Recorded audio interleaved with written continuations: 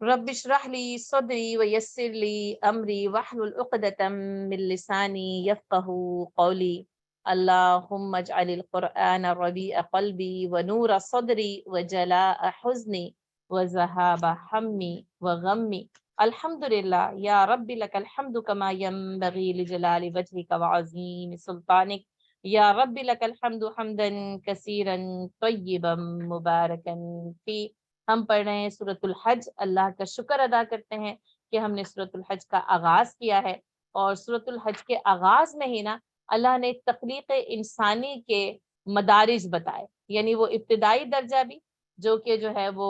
یعنی تراب سے شروع ہوتا ہے، پھر نطفہ بنتا ہے، پھر علقہ بنتا ہے، پھر مدغہ بنتا ہے، اور اسی طرح سے پھر مخلقہ اور وغیری مخلقہ بنتا ہے. اللہ تعالیٰ اس کو ارحام میں اس کو قرار دیتے ہیں، اور اس کے بعد ایک انسان جو ہے وہ ایک بچہ بن کر، ایک ہیومن بیبی بن کر جو ہے وہ دنیا میں ظہور میں آتا ہے. اور اللہ تعالیٰ کہتے ہیں کہ تم میں سے کچھ تو جو ہے وہ پھر یعنی اپنی جوانی کی شدت کی عمر کو پہنچتے ہیں، کچھ اس میں سے وفات پا جاتے ہیں، اور پھر کچھ جو ہے وہ بڑھاپے کی جو ہے وہ ارذل العمر تک جو ہے وہ پہنچائے جاتے ہیں. آپ سب کو وہ دعا مل گئی تھی،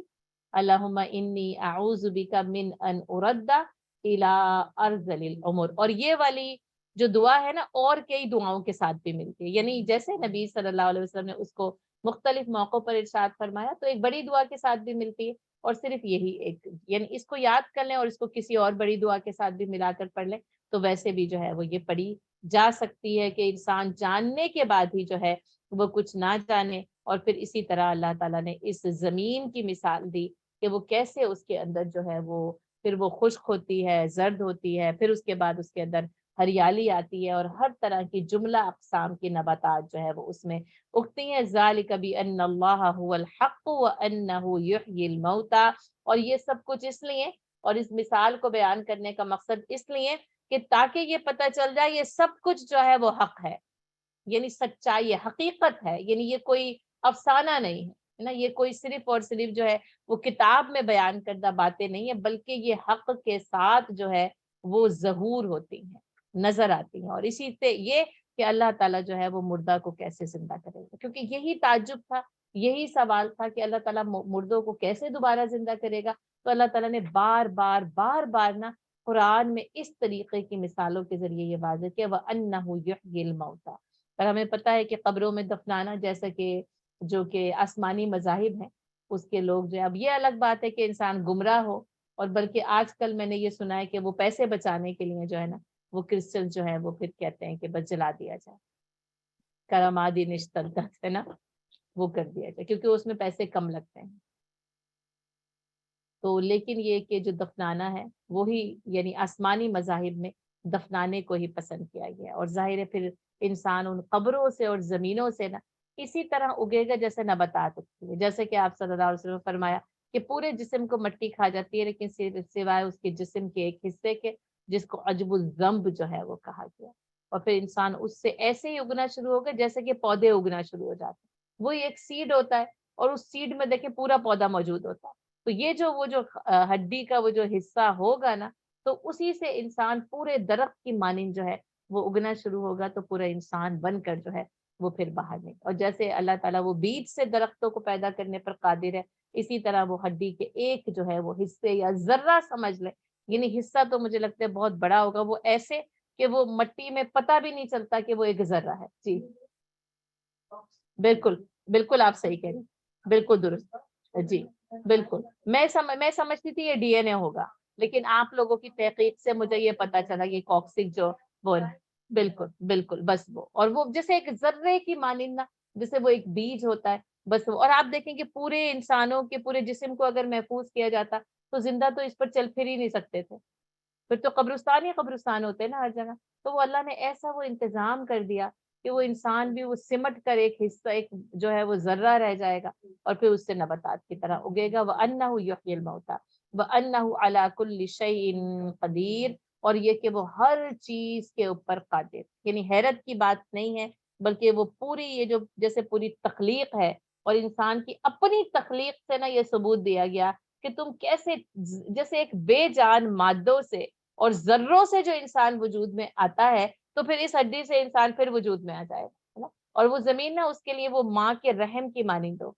ہے نا، اسی لیے زمین کو ماں بھی کہا جاتا ہے نا. اور زمین جو کہ گود، جس کو کہا گیا کہ یہ گود میں لے لیتی ہے، تو جیسے ماں گود میں لے لیتی ہے، اس کو اپنے اندر سمو لیتی ہے، اس کے رحم کے اندر جو ہے وہ بچہ پرورش پاتا ہے، اسی طرح زمین کی تہ کے اندر جو ہے انسانوں کی دوبارہ سے جو ہے نا وہ بعض بعد الموت جو ان کو اٹھا کر کھڑا کیا جانا ہے، وہ اسی انداز کے اندر جو ہے وہ ہوگا. وَأَنَّ السَّاعَةَ آتِيَةٌ لَا رَيْبَ فِيهَا، اور قیامت یقیناً آنے والی ہے اور اس میں کوئی شک نہیں. آپ دیکھیں آغاز کہاں سے ہوا ہے، ان زلزلۃ الساعۃ شیء عظیم، کہ وہ جو اس دن کا، جو اس وقت کا، اس ساعت کا جو زلزلہ ہے وہ بہت بڑی چیز ہے. اور اب کیا بتایا جا رہا ہے، وَأَنَّ السَّاعَةَ آتِيَةٌ لَا رَيْبَ فِيهَا، اور وہ جو گھڑی ہے اس کے آنے میں کسی قسم کے شک و شبے کی کوئی گنجائش موجود نہیں ہے. اور آپ کو پتہ ہے ریب کی ضد کیا ہے؟ یقین ہے نا، یعنی یقین کے ساتھ آنے، جب جس میں کوئی شک نہیں تو یقیناً حتمی طور پر، قطعی طور پر یقیناً وہ گھڑی آنے والی ہے. وَأَنَّ اللَّهَ يَبْعَثُ مَن فِي الْقُبُورِ، اور اللہ تعالیٰ ضرور ان لوگوں کو زندہ کر کے اٹھائے گا کہ جو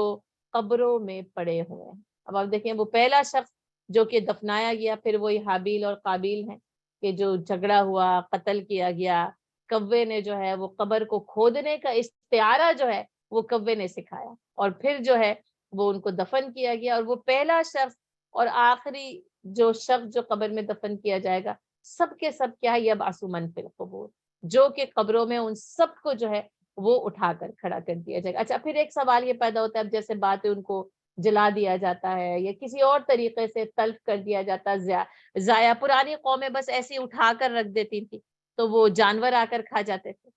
یا وہ خود ہی یعنی وہ لاش اوپر یعنی اس کو بلند کر کے اوپر رکھ دیتے تھے کہ وہ خودی بخودی جو ہے نا وہ اب ظاہر ہے کہ وہ سڑے گلے سڑے پھر وہ ذرہ بنے. لیکن آپ دیکھیں یہ اللہ تعالیٰ کا کتنا پاکیزہ نظام ہے کہ جی جی جی جی جی وہ جنگلی وحشی قسم کے لوگ، پہلے قبائلی وہ بھی کیا کرتے، وہ بھی کیا کرتے، جی جی جی وہ لوگ بھی کیا کرتے تھے. اور اب پھر وہی جلا کے راکھ کر دینا، اس راکھ کو یا تو پانی میں بہا دینا یا کسی جگہ پر اس کو محفوظ کر دینا. تو گو کہ یعنی اب یہ کہ کسی کی موت سمندر میں ڈوبنے کی وجہ سے ہو سکتی ہے، پھر وہ سمندری مخلوق کا شکار بن سکتا ہے نا. تو اب یہ کہ وہ مچھلیاں اس کو کھا گئی ہوں، کہیں آپ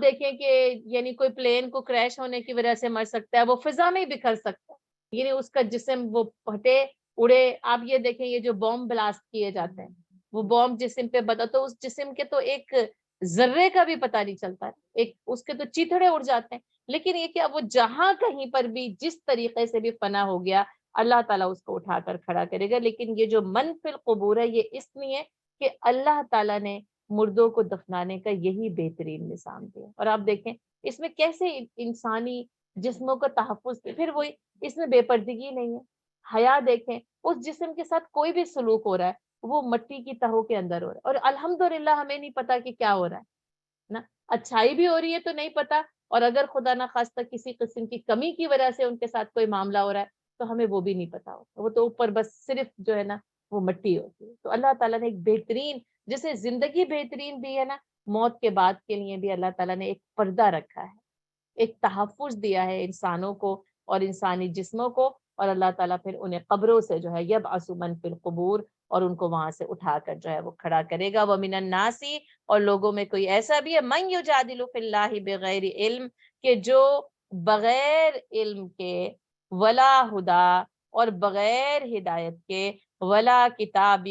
منیر، اور بغیر کسی روشن کتاب کے اللہ کے بارے میں بحث کرتے ہیں. فی اللہ، اللہ کے بارے میں بحث کرتے ہیں. اچھا یہ وہ اس وقت بھی تھے جبکہ ظاہر ہے یہ قرآن نازل ہو رہا ہے، اور خاص طور پر جو قریش مکہ تھے ان کے پاس کوئی کتاب اور ہدایت جو ہے وہ موجود نہیں تھی. اس لیے بار بار اللہ تعالیٰ کہتا ہے نا کہ کوئی سلطان لے کر آئے، کوئی حجت لے کر آئے، کوئی دلیل لے کر آئے. اور اسی طرح سے پھر آپ دیکھیں کہ بعد میں آنے والی اقوام بھی، اور آپ دیکھیں کہ آج ہمارے دور میں بھی. اچھا پھر ہمارے دور میں ایسے مسلمان جو ایمان تو رکھتے ہیں قرآن پر یعنی اسلام پر، لیکن انہیں علم نہیں ہوتا،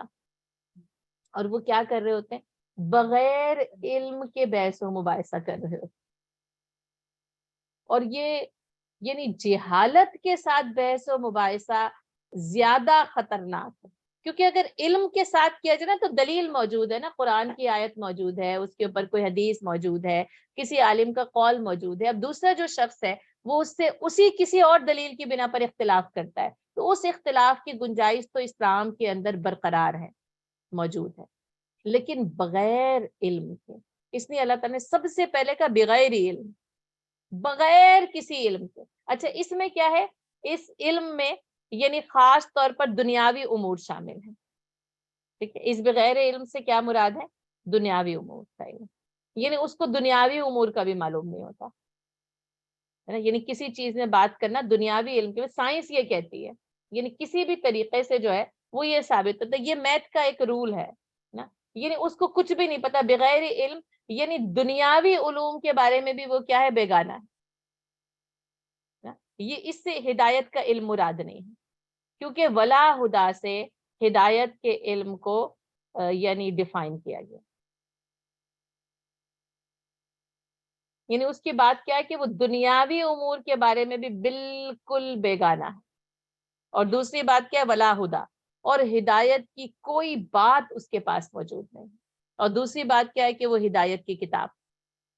ولا کتاب منیر، یا تو پھر وہی کہ رسول ہو، رسول کے پاس اتری ہوئی کوئی کتاب ہو، اس کے پاس وہی بھی نہیں. یعنی یہ کہ ولا ہدا سے مراد کیا ہے کہ اگر یعنی رسول اور کتاب کا ماننے والا نہیں ہے تب بھی اس کے پاس ہدایت کی طرف سے کچھ باتیں موجود ہو جائیں ہے نا. یعنی ہدایت کی کچھ چیزیں ہوں، کسی حکیم کا کوئی قول ہے، کسی دانا کا کوئی قول ہے، اور وہ ہدایت کے اوپر مبنی ہے.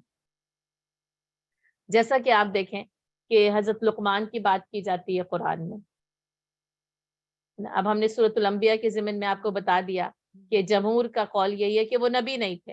لیکن آپ دیکھیں کہ قرآن ان کے بارے میں پوری کی پوری سورہ نازل کرتا ہے اور بتاتا ہے کہ ان کے پاس ہدایت کی کون کون سی باتیں موجود تھیں، اور جو کہ وہ اپنے بیٹے کو ہدایت دیتے چلے جاتے. سب سے پہلے ان کے پاس ہدایت یہ موجود تھی کہ ان الشرک لظلم عظیم، شرک جو ہے وہ ظلم عظیم ہے. اب وہ نبی بھی نہیں تھے، ان پر کوئی کتاب بھی نہیں اتری تھی. ٹھیک ہے، حکمت کی بات تھی، ہدایت کی بات تھی. اور اب دوسری بات کیا تھی؟ ولا کتاب منیر. اور کیا ہے؟ یعنی موسیٰ علیہ السلام ہے تو تورات موجود ہے، تو حضرت داؤد علیہ السلام ہے تو زبور موجود ہے، حضرت عیسیٰ علیہ السلام ہے تو انجیل موجود ہے. یعنی یہ روشن اور واضح کتابیں موجود ہیں ہے نا. تو یہ شخص جو بات کرتا ہے وہ کیا ہے؟ اس کے پاس ان تینوں میں سے کسی قسم کی بھی کوئی چیز نہیں، جو کہ کرتے ہیں بغیر علم کے ولا ہدا ولا کتاب منیر. کیونکہ پتہ ہے علم، ہدایت اور کتاب منیر، اب یہ تین چیزیں جو ہے نا وہ آپ دیکھیں. اب دیکھیں علم کیا ہے؟ جیسے میں آپ کو بتا رہی ہوں کہ کوئی سائنس کا علم ہو، کوئی میتھ کا علم ہو، کسی اور طریقے سے کوئی بایولوجی، کوئی کیمسٹری، یعنی کوئی کسی اور طریقے کا کوئی بھی جو ہے نا وہ علم. علم کیا ہے؟ پھر وہ انسان کو یعنی صحیح راستے پر لے جائے. اس کی عقل جو ہے وہ اس علم کی رہنمائی میں کام کرتی ہے، یہ سمجھ. اچھا صرف عقل اور علم ہو، عقل پلس علم، تو گمراہ ہو سکتے ہیں، بھٹک سکتی ہے. اس کو سیدھے راستے پر رکھنے کے لیے ہدایت کی ضرورت ہے. ٹھیک ہے. اچھا پھر ہدایت رسول اور کتاب کے ساتھ نازل کی جاتی ہے، یعنی پھر وہ ہدایت رسول اور کتاب کے ساتھ ڈیفائن ہو جاتی ہے. تو بات کیا ہے کہ یعنی سب سے پہلے علم، جو کہ انسان کی جو عقل جو ہے وہ اس کی صلاحیتوں کا ایک نچوڑ ہے، وہ جانتا ہے، جاننے کے ذریعے نا پھر اس جاننے کے ذریعے تجربات کے ذریعے انسان آگے چلتا چلا جاتا ہے. اور پھر کیا ہے کہ ہدایت کیا کرتی ہے؟ اس کو صراط مستقیم پر رکھتی ہے، اور وہ ہدایت مکمل ہوتی ہے کتاب اور کتاب منیر. اور وہ کتاب منیر ہمیشہ رسولوں کے اوپر نازل کی جاتی ہے. آسمان سے صحیفے بارشوں کی طرح نہیں برسے ہے نا، گو کہ ان میں بارشوں جیسی برکت تھی، لیکن وہ رسولوں کو دیے جاتے ہیں تاکہ رسول ان روشن افروز بصیرت اور دلائل کے ذریعے لوگوں کی رہنمائی کا کام انجام دے. اب یہ جو شخص ہے نا، یہ اللہ کے بارے میں جھگڑا کرتا ہے اور اس کے پاس ان تینوں ذرائع میں سے کسی قسم کا بھی کوئی ذریعہ موجود نہیں. اور جب ان تینوں میں سے کسی قسم کا بھی کوئی ذریعہ موجود نہیں ہے تو آپ سوچ سکتے ہیں کہ وہ کتنی جاہلانہ بات ہوگی، وہ کتنی احمقانہ بات ہوگی، اور وہ کتنی گمراہ کن بات ہوگی. یعنی یہ تینوں چیزوں کے علاوہ جو کوئی بھی بات ہے نا وہ گمراہ کرنے والی بات ہے اور احمقانہ بات ہے. ابھی کتاب اور رسول نہیں آئے لیکن ہدایت کی کوئی رمق آتی ہے، کوئی ہدایت کی کوئی بات، کوئی پرانی جو ہے وہ گزری ہوئی داستانوں میں سے انسان کیا کرتا ہے، وہ کہتا ہے ان الشرک لظلم عظیم۔ اس کو پتا ہوتا ہے کہ اے میرے بیٹے تیری یعنی اخلاقی جو امور ہیں وہ کس راستے کے اوپر ہونے چاہیے، کہ کس طریقے سے تمہیں لوگوں سے بات کرنی ہے، کس طریقے سے تمہیں زمین کے اوپر چلنا ہے، تمہارا ایمان کیا ہونا چاہیے، تمہارا اخلاق کیا ہونا چاہیے، ہے نا۔ اور پھر کتاب منیر جو روشن کتاب ہوتی ہے وہ تو انسان کو پھر سر سے لے کے پیر تک جو ہے وہ سنوار دیتی۔ اچھا، اب ایسے ہی یہ جو اللہ کے بارے میں پھر جھگڑا کرتے ہیں نا، تو پھر کیا کرتے ہیں، پھر آپ دیکھیں یہ جو بت پرستی کا پورا نظام چل رہا ہے نا، اسی بنیاد کے اوپر چل رہا ہے نا۔ کیونکہ آپ دیکھیں بڑے بڑے عالم ہیں، پی ایچ ڈی ہولڈرز ہیں، لیکن بت کے آگے جو ہے نا وہ ہاتھ جوڑ کر کھڑے ہوئے ہیں، ہے نا۔ کیونکہ پھر وہ جو ایسے گمراہ ہوتے ہیں نا کہ وہ پھر اس دنیاوی علم کے باوجود، کیونکہ جب ان تینوں چیزوں کے بغیر اللہ کے بارے میں جھگڑا کیا جاتا ہے اور پھر اللہ کے بارے میں مختلف قسم کے عقیدے گھڑ لیے جاتے ہیں اور وہ گمراہ کن نظریات پھر ایک نسل سے دوسری نسل میں منتقل ہوتے چلے جاتے ہیں، اور پھر وہ شخص اب دنیاوی امور کا علم تو حاصل کر رہا ہے لیکن ان امور کی طرف سے بے بہرا ہو کر زندگی گزار دیتا ہے، کیونکہ آغاز وہاں سے ہو گیا۔ جیسے کہ حضرت نوح علیہ السلام کی قوم سے شیطان نے یہ پٹی پڑھا دی کہ اس طریقے سے کر کے اس کے اوپر چلتے چلے جاؤ، اور آگے آنے والی نسلیں کیا ہوتی ہیں، اپنی عقل کا استعمال کیے بغیر۔ اور آپ دیکھیں جیسے میں آپ کو کہہ رہی ہوں ایک پی ایچ ڈی ہولڈر، آج دیکھیں ٹیکنیکس ہیں کتنے عروج کو پہنچی ہوئی، لیکن اس کے باوجود یعنی وہ چاند پر جانے کے باوجود جو ہے نا وہ یہاں پر جو ہے نا وہ کسی ایک بت کے آگے ہی جو ہے نا وہ ہاتھ جوڑ کر کھڑا ہوا ہے کہ یہی جو ہے نا وہ میری کوئی مدد کر سکتا ہے یا میری ضروریات کو پورا کر سکتا ہے۔ یعنی یہ اتنا، یعنی یہ شخص جو اللہ کے بارے میں جس طریقے سے جھگڑا کر کے جس کی وجہ سے یہ گمراہ کن نظریات پیدا ہوتے ہیں، اور وہ پھر ہمیشہ نسلوں کو گمراہ کرتے چلے جاتے ہیں۔ اس لیے یہاں پر ان تینوں چیزوں کی اہمیت بتائی گئی۔ اب یہ کہ کوئی دنیاوی امور میں تو ماہر ہے لیکن وہ ہدایت کے بغیر بھٹک رہا ہے، اسے ہدایت ملتی ہے تو وہ کچھ سیدھے راستے پر چلتا ہے، اور پھر رسول اور کتاب جو ہے وہ اس کو ہدایت کا اور روشنی کا صحیح اور مکمل راستہ جو ہے وہ دکھا دیتی ہے۔ ثانیہ عطفہ لیدل عن سبیل اللہ، اور وہ اپنا پہلو موڑتے ہیں تاکہ دوسروں کو اللہ کی راہ سے بھٹکا دے، یعنی وہ اللہ کی راہ سے اپنا پہلو موڑتے ہیں، یعنی وہ ہدایت کے راستے سے پہلو تہی کرتے ہیں تاکہ یہ کہ وہ دوسروں کو اللہ کی راہ سے بھٹکا دیں، کیونکہ اب تو ہدایت واضح ہو چکی ہے، اب ایسا نہیں ہے کہ ہدایت موجود نہیں، اب ہدایت آ گئی، واضح حق آ گیا، رسول اللہ صلی اللہ علیہ وسلم یہ پیغام لے کر ان کے سامنے، لیکن وہ کیا کر رہے ہیں، پہلو طئی کر رہے ہیں، اور اس کے بارے میں بتایا کہ جیسے کہ ازراہ تکبر، حق سے منہ موڑ لینا، اور پھر اس کے بعد صرف حق سے منہ موڑ لینا ان کا جرم نہیں ہے، بلکہ وہ کیا کریں، لیدل عن سبیل اللہ، تاکہ دوسروں کو اللہ کی راہ سے بہکا دیں۔ اب دیکھیں میں نے پہلے بھی اسٹیپ میں یہی کہا کہ جو جھگڑا کرتا ہے اللہ کے بارے میں بغیر علم، ہدایت اور کتاب منیر کے، وہ کیا کرتا ہے، وہ ایسے گمراہ کن نظریات کو جو ہے وہ سامنے رکھ دیتا ہے کہ پھر نسلیں بھٹکتی جائیں بھٹکتی جائیں بھٹکتی جائیں، لیدل عن سبیل اللہ، تاکہ وہ اللہ کی راہ سے بھٹکا دیے جائیں، کیونکہ وہ لوگوں کو نا اللہ کی راہ سے بھٹکانے کا کام جو ہے وہ انجام دیتے، یعنی یہ کہ وہ صرف خود نہیں بھٹکتا بلکہ وہ آنے والی نسلوں کی گمراہی کا باعث بن جاتا ہے۔ لہو فی الدنیا خزی، اور اس کے لیے ہے اس دنیا میں رسوائی، وَنُذِيقُهُ يَوْمَ الْقِيَامَةِ عَذَابَ الْحَرِيقِ، اور قیامت کے دن ہم اس کو جلا دینے والے عذاب کا مزہ چکھا دیں گے۔ اب آپ دیکھیں کہ یعنی ایک تو یہ کہ اس نے اللہ کے بارے میں جھگڑا کیا،